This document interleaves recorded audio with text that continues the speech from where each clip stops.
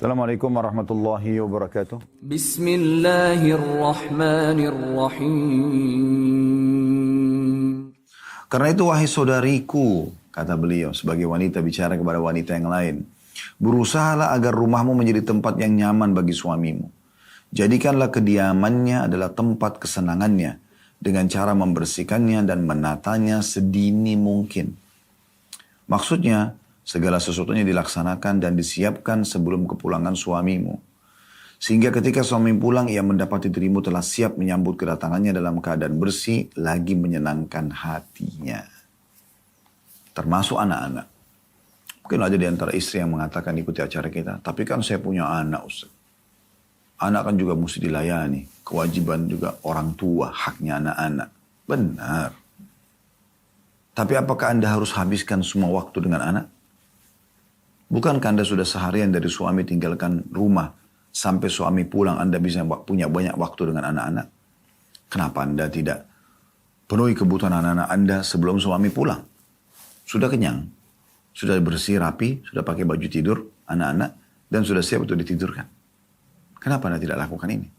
Di saat anak-anak masih mau menyambut orang tuanya, tapi orang tuanya atau ayahnya datang melihat anak-anaknya bersih, rapi, dan sudah siap tidur. Karena anak-anak pasti akan minta dipeluk oleh ayahnya.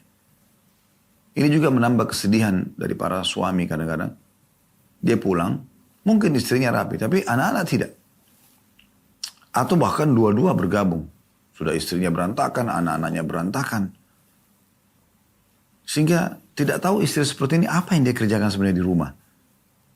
Berjam-jam waktunya. Hanya habis di Facebook, Instagram, YouTube, grup WA, yang tidak pernah ada selesai-selesainya. Ya, bahkan sampai pada saat suami datang pun masih sibuk pegang handphone. Handphone tinggalkan di saat ada suami. Fokus kepada dia. Supaya jangan sampai dia marah, yang akhirnya Allah pun marah pada Anda. Stop semua aktivitas itu. Jadi pada saat anak-anak ditemukan dengan ayahnya dalam kondisi rapi, bersih, wangi, ayahnya peluk, oh iya wangi anak saya diurus. Beberapa saat setelah ketemu dengan ayah, bercengkrama dengan ayahnya, mungkin kalau mau makan sama ayah secara keluarga, kemudian Anda menggiring anak-anak untuk istirahat. Jangan biarkan anak-anak begadang sampai jam 12 malam, sampai jam 11 malam, 12 malam. Kadang-kadang sampai ada yang sampai jam 1 malam. Yang sebenarnya waktu suami pulang ke rumah jam 7, jam 8 malam, anggaplah seperti itu standarnya, mungkin kena sholat maghrib isya. Habis isya mulai lebih leluasa di rumah. Maka itu pun habis ya, yang harusnya Anda berduaan dengan suami, memenuhi kebutuhannya, mencari ridhonya, justru habis juga dengan kesibukan rumah lagi, anak-anak dan seterusnya. Walaupun ada waktu buat anak-anak tentunya, tapi ada saatnya, jam 9, jam 10 Anda sudah tidurkan anak-anak. Setelah itu waktu Anda bercengkrama dengan suami. Sampai dalam sebuah hadis dinyatakan bahwasanya tidak akan dianggap hal sia-sia bercengkramanya suami istri. Walaupun Anda penuhi kebutuhan suami Anda sampai pagi nanti. Beliau jagalah postur tubuhmu dan jangan banyak makan. Tidak sedikit perempuan yang setelah menikah dan melahirkan anak justru tubuhnya melar. Dan ini selalu dijadikan sebagai hujah. Kan sudah ada anak. Kan sudah melahirkan. Kan itu anak kamu. Anda pikir itu sudah cukup untuk suami? Nggak ada. Nggak bakal cukup. Tapi bagaimana Anda setelah melahirkan punya anak, Anda tetap bisa merawat diri. Ya itu konsekuensinya. Anda mau selalu suami dekat dengan Anda. Bisa Anda pakai korset, bisa Anda diet misalnya dengan minuman dan makanan yang memang diet yang halal gitu kan. Berolahraga. Lalu dikatakan ia membiarkan hal itu dan lupa bahwa hak dirinya sebelum suaminya ialah memelihara tubuhnya dari kegemukan. Sebab kegemukan itu banyak mengundang penyakit. Maksudnya sebelum bicara tentang hak suami, kamu sendiri wahai muslimah butuh ini. Karena kegemukan mendatangkan banyak penyakit. Makanya orang kalau gemuk berusaha turunkan. Karena memang sumber penyakit kan. Terlalu banyak energi yang tersimpan yang tidak dikelola oleh tubuh. Karena itu, biasakanlah berolahraga dan makan dengan gizi seimbang. Agar postur tubuhmu terpelihara dan dirimu terlindungi dari kegemukan. Tapi ingatlah, jangan sampai engkau membebani dirimu melebihi batas kemampuanmu. Tidak boleh ada kerugian dan melimpahkan kerugian pada orang lain. Kata Nabi SAW, la dharar wa la dirar. Itu maknanya di sini ada hadis yang beliau gunakan sebenarnya makna hadisnya. Jangan merugikan, jangan juga dirugikan gitu. Terkadang seorang perempuan melakukan diet secara berlebihan sehingga merugikan diri dan kesehatannya. Jadi normal-normal aja. Kan sederhana, saudariku muslimah. Kalau kita mengurangi porsi makan, terutama karbo, maka secara otomatis kegemukan juga akan turun, kan begitu? Itu secara otomatis kok. Ditambah lagi Anda melakukan olahraga, selain pola makan yang sehat, Anda melakukan olahraga sehingga ada pembakaran keringat yang keluar, maka secara otomatis ya yang tertinggal adalah tubuh-tubuh yang ideal, yang indah, yang rapi, yang bersih dan seterusnya. Di lift dia temukan bau yang wangi, mungkin di luar dia temukan banyak pakaian yang seksi, senyuman-senyuman yang menggoda, begitu masuk rumah, jawab salam saja tidak, sambut di pintu saja tidak. Pada saat pun duduk di rumah, waktu masuk suami menemukan berantakan, meja makanan belum tersedia, istri keluar dari dapur dengan bau bawang masih berantakan, rambutnya segala macam, gitu kan? Atau ditemukan sudah tidur, ya, tidak peduli dengan suaminya. Kira-kira kalau suami tidak beriman kepada Allah, dia mau betah di rumah? Kalau orang yang beriman sama Allah masih menganggap sebuah cobaan, ya. Itu manfaatnya kalau Anda menikah dengan orang-orang beriman. Tapi tetap aja tidak boleh tentu Anda lakukan. Yang suami tidak peduli, dia mandi, dia lihat istrinya tidur, dia keluar, dia pergi karaoke, dia pergi diskotik, dia pergi cari kepuasan sendiri karena sudah penat seharian. Termasuk hal yang kadang-kadang mengganggu, ya pada saat suami datang, dia dalam kondisi lapar, dan ini akhirnya membuat dia sudah tidak mau lagi makan di rumah setelahnya kalau terjadi ya. Dia datang, makanan tidak ada. Atau memang sudah dingin. Atau istrinya tidak temani dia makan. Sehingga mana ada makanan, ada tuh di meja makan, silakan gitu. Contoh. Jangan sampai engkau menyambut suamimu dengan berbagai macam keluh kesah begitu ia masuk ke dalam rumah. Janganlah engkau ajukan permintaanmu atau permintaan anak-anakmu. Atau engkau ingatkan akan hutang-hutangnya. Tunggulah waktu yang tepat setelah ia istirahat dari penatnya dan pekerjaannya. Jadi sebenarnya lebih menyentuh kepada masalah kejiwaan. Bagaimana seseorang di antara kita faham dulu tentang masalah orang kalau penat, orang kalau capek dan segala macam. Baru kemudian dia menyampaikan hajatnya. Allahu a'lam. Ya, harus bijak-bijak memilih dan menata pekerjaan, rumah, mendidik anak dan segala macam gitu. Jadi jangan malah suaminya datang, dia dengan alasan rumah masih berantakan, anak-anak masih harus diurus, lalu kemudian dia bengkalikan suaminya. Ini harusnya jangan.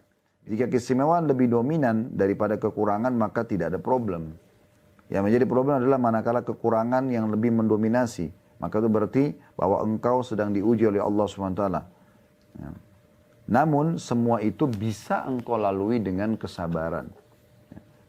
Ini statement yang disampaikan oleh beliau. Dan beliau mengatakan hati-hatilah jangan sampai engkau membanding-bandingkan suamimu dengan laki-laki lain. Karena tidak akan pernah ada titik temunya.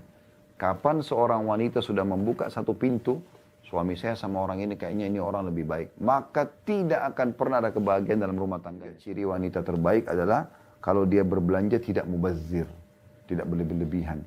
Kadang-kadang numpuk barang di rumah padahal sudah tidak dibutuhkan gitu.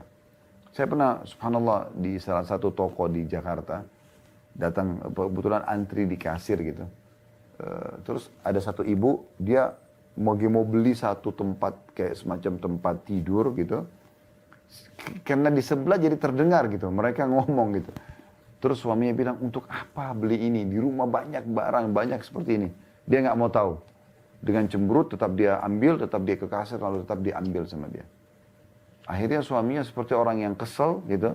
Dan meninggalkan istrinya gitu. Nah ini kan hal-hal yang memang harus juga diperhatikan baik-baik. Jangan karena promo, lalu kemudian selalu dibeli.